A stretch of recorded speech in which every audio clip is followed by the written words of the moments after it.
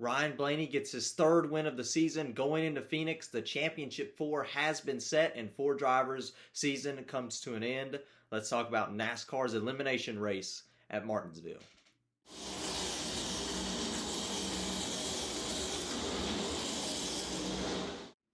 Hello everybody, welcome to Dirty Air. I'm your host Alex Lambert, and let's talk about NASCAR at Martinsville, the last race to punch your ticket to the Championship 4 at Phoenix, and 4 drivers have made their way into the Championship 4, while 4 drivers on the other side of that playoff grid are going home disappointed as their season, at least for championship hopes, have come to an end. Let's talk about everything that happened today at the paperclip, and it was an exciting race. So I want to start out by saying this was probably the best Martinsville race that we've seen with the next-gen era, which started in 2022 with the brand new race cars. You go back to the spring race last year, the fall race last year, and then the spring race this year. It didn't seem like typical Martinsville. Dirty Air played a huge role where you couldn't close in on another driver. You couldn't knock them out of the way.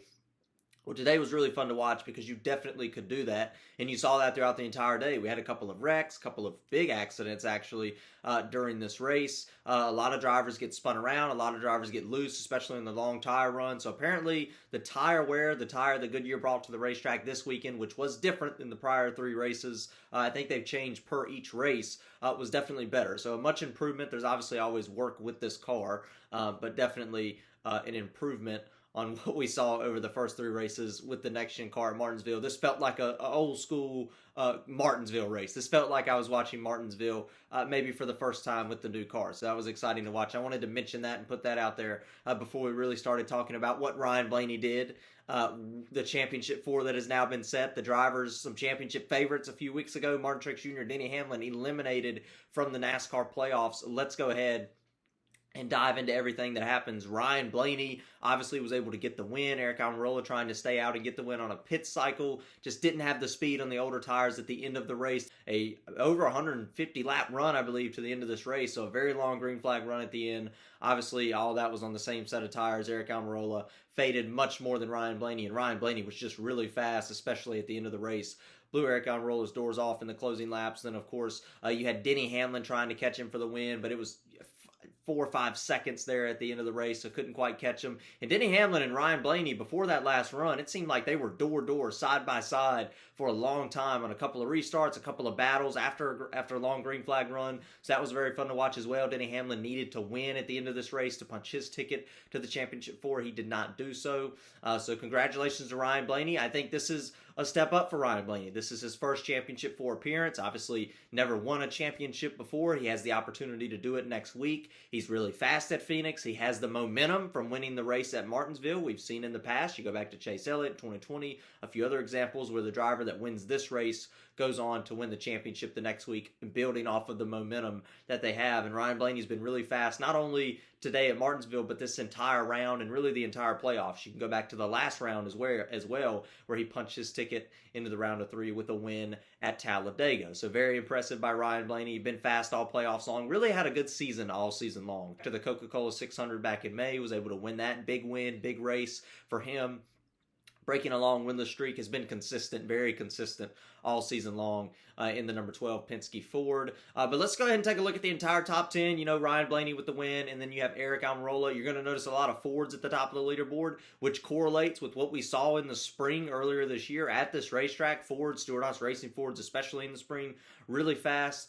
You have Aric Almirola in the second position. Like I said, right after announcing his retirement, yesterday. That was a big deal for him, and I actually wrote an article about that. I'll tag that in the description below, so please check that out on the Daily Downforce. Aric Almirola finishing the second position, led a lot of the race at the end of it. Once again, stayed out on a pit cycle on older tires. I believe he got fuel only, or maybe he got 2 tires, stayed out, but Ryan Blaney was just way faster, had fresher tires, had the faster race car, eventually blew by Aric Almirola. But a solid second place finish to end out his last race at Martinsville. So I'd say that's impressive. We'll see what he can do next week at Phoenix, which will be his last career cup race, most likely, at least on a full-time basis.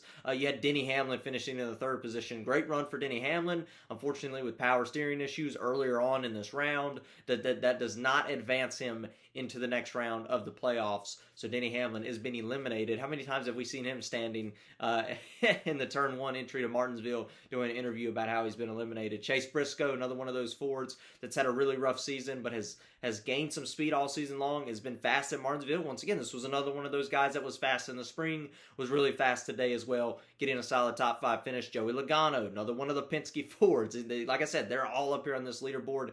Joey Logano, solid 5th place finish, was not fast at all at the beginning portions of this season, gained speed as the playoffs started. After he was eliminated from the playoffs, gained a lot of speed, and then of course you come to a racetrack that has favored Fords this season at least, gets a solid top 5 finish. Kyle Larson, your defending winner from the spring, finishes in the 6th position. Christopher Bell finishing in the 7th position. He will be moving to the championship 4 next week as well. Chris Buescher, unfortunately, needed to get the victory today, did not do so, finish in the top 10, did not finish in the top 10 the prior 2 weeks, so was obviously going to be eliminated on points. Austin Cindric, who's had a really tough sophomore slump season, back in the top 10. Todd Gilliland, who's had a up and down season, switching rides, driving the 15 car, driving the 38, driving some other cars that I can't remember, gets a solid top 10 day. But let's go ahead and talk about the big news, and that's going to be those eliminated from the playoffs and those who made the championship 4. Let's start out by those that are eliminated, and we have to start out with the big name, Denny Hamlin. Denny Hamlin has got 51 race wins. That is now most all-time to never have a championship. Now, he still has time. There's been a lot of buzz this week around this could be the most important race for Denny Hamlin.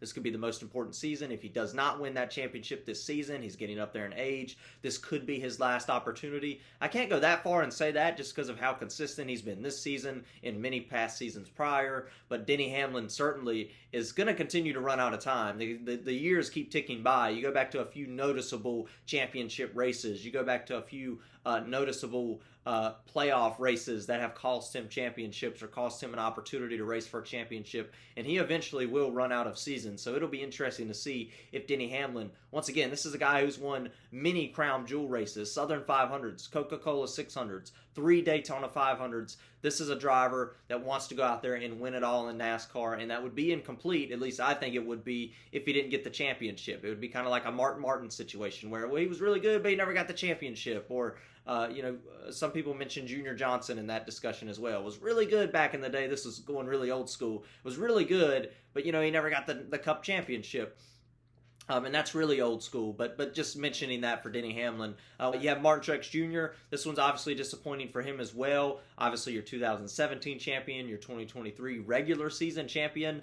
But the way his playoffs were an absolute disaster. There's no doubt about that. The only way that he was able to make it to this round was the playoff bonus points that he earned in the regular season. There is an advantage to winning the regular season championship. The regular season matters maybe more in the playoff era now, since 2014 in the playoff era now, than it ever has. You have to gain points in the regular season. That's what got Martin Truex Jr. this far. Unfortunately today, Martin Truex Jr. had a chance to go for the win, to advance into the final round at Phoenix, had a pit road speeding penalty exiting pit road. That was absolutely disastrous. Apparently it was only 0.2 seconds over the speed you're allowed to go on pit road. That immediately eliminates Martin Truex Jr., or at least very much so hurts his chances, especially where it was at in the race, the midpoint of the race, of going up there and getting the victory. So very unfortunate for Martin Truex Jr. that it was a speeding penalty at this racetrack that we've seen cost other drivers. You go back to Ryan Preece earlier this year at this track. It's very important, especially now with these cars where dirty air, clean track position matters more in NASCAR than ever probably right now, especially at a track like Martinsville that has historically been very hard to pass at. Really hurt Martin Truex Jr. He got back up to finish 12th, but that wasn't enough to advance him into the next round after obviously some engine trouble back in Miami a week ago and some problems in Las Vegas as well. So Tyler Reddick also eliminated from playoff contention. Really just didn't have a good round. Come out there today, was really slow all day today. I believe he got lapped at one point. Just not the best day for Tyler Reddick. Wrecked in practice, I believe it was. So a bad weekend off to start for Tyler Reddick, a bad race, and overall just not the best round. Didn't have a whole lot of bonus points compared to others. Going into this round, Tyler Reddick has been eliminated from the playoffs, but still a solid run. This is the farthest he's made it in the playoffs or the postseason before, so a solid run by Tyler Reddick this season for sure. Will be exciting to see what he can do moving forward with the speed he has in the race car. Remember, once again, both 2311 drivers made it in the playoffs this year. Wallace made it to round 2. Reddick made it to round 3. A still fairly young team. Chris Buescher, I don't think this was one that we were really super expecting to make it to the next round, especially considering the racetracks that we had coming up. Miami, Las Vegas just really killed him. Once again, he goes in there with not as many bonus points compared to the others that were already above the cut line. He came in there with a disadvantage, was going to have to do something special at Miami and Las Vegas.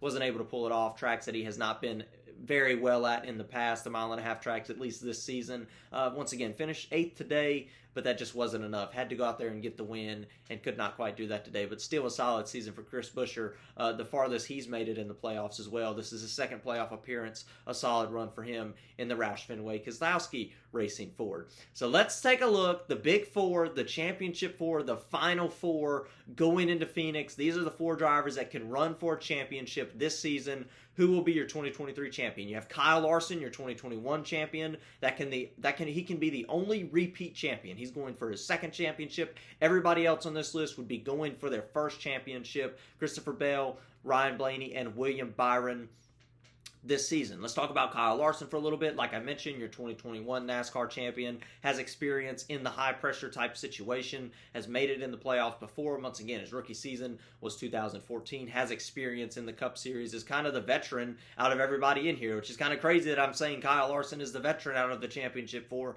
That certainly is the case. Once again, Kyle Larson was able to win a race earlier this round in Las Vegas, punching his ticket early, so I think that he's still the favorite. I said after the Las Vegas race review, he's the favorite. I still think he's the favorite with that advantage, with those 2 extra weeks to prepare over everybody else that was racing to get in the Championship 4. Then Christopher Bell, obviously with his win last week in Miami after Kyle Larson's issue, was certainly an advantage for him as well. That gave him 1 extra week. Christopher Bell, I'm not sure how he'll perform at this style at Phoenix next week. He hasn't been that fast at Phoenix in the past, has never won at Phoenix before, but it'll be interesting to see if he can win the championship. He's certainly not the favorite in that Toyota, but we'll have to see what he can pull off. Maybe he can do it. Christopher Bell going for his first championship. By the way, this is also his second Championship 4 appearance in a row. He made his first championship appearance a year ago in 2022. Ryan Blaney, I want to go back to last year for Ryan Blaney, because once again, you have Roger Penske looking for his second championship in a row. Ryan Blaney was not in the Championship 4 a year ago, but was probably faster than the champion driver, Joey Logano. It seemed like there was some chatter over the radio from Penske that he didn't want him messing with Logano. He wanted Logano to go ahead and win the race, Ryan Blaney to finish second.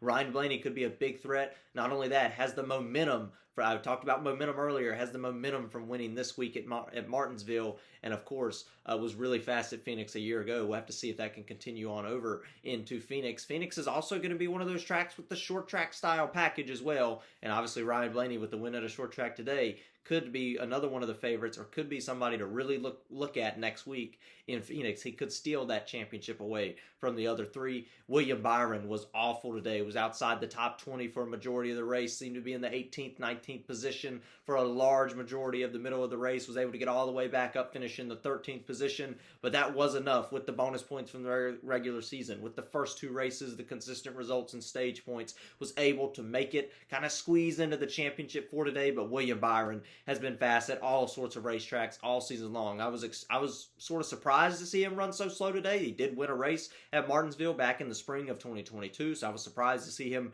this off. I haven't seen him this off all season long at any type of racetrack, whether that's super speedway, road course, short track, mile-and-a-half. He's been fast or consistent at every one of those racetracks. Let's see what William Byron can do next week. 6 wins on the season. Your defending Phoenix winner. He won in Phoenix earlier this year, back in the spring. What can William Byron do to go out there and win his first NASCAR championship in the 24 car? Another one of those up-and-coming rising stars in the sport right now is certainly William Byron. And you're looking at it. Look at the Final Four when we first started this playoff format in 2014, and look at the Final Four today.